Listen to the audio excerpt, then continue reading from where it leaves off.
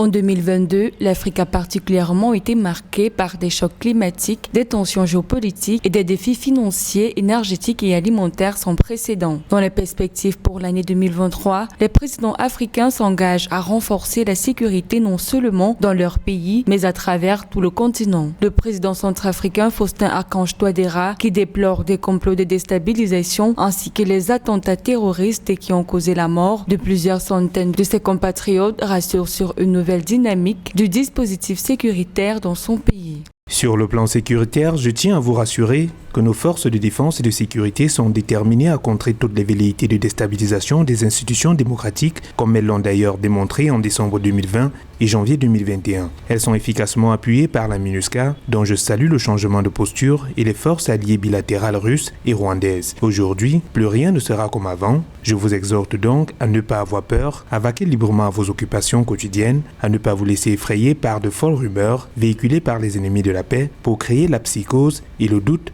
au sein de la population.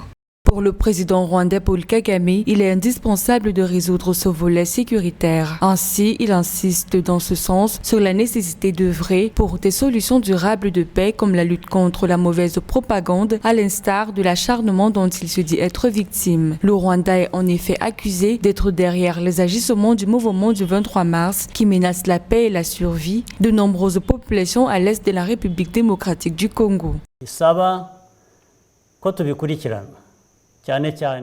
De nouveaux défis se sont présentés et ont exigé notre attention, particulièrement dans notre voisinage, notamment du côté de la République démocratique du Congo. Pour 2023, au-delà de toute autre chose, nous souhaitons une année de paix et de sécurité à notre région où nous pouvons consolider notre développement, réaliser des gains et faire des progrès plus rapides.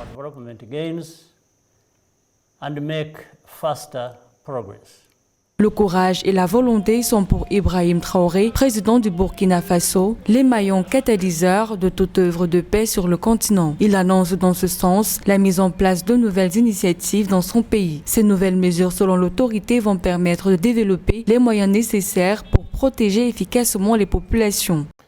La réorganisation de l'armée a commencé depuis quelque temps. Et nous sommes dans une phase de changement de tactique. Je dirais des tactiques, pas de stratégie pour l'instant. La tactique d'abord doit changer sur le terrain. Et la stratégie, le changement global de l'organisation de l'armée, nous parlerons de changements stratégiques dans les jours à venir. Mais déjà dans la mentalité des combattants, la tactique a déjà changé. Soulignons que c'est à l'occasion du Nouvel An que les présidents africains ont réitéré leur engagement en faveur d'une meilleure sécurité préalable pour le développement et la croissance.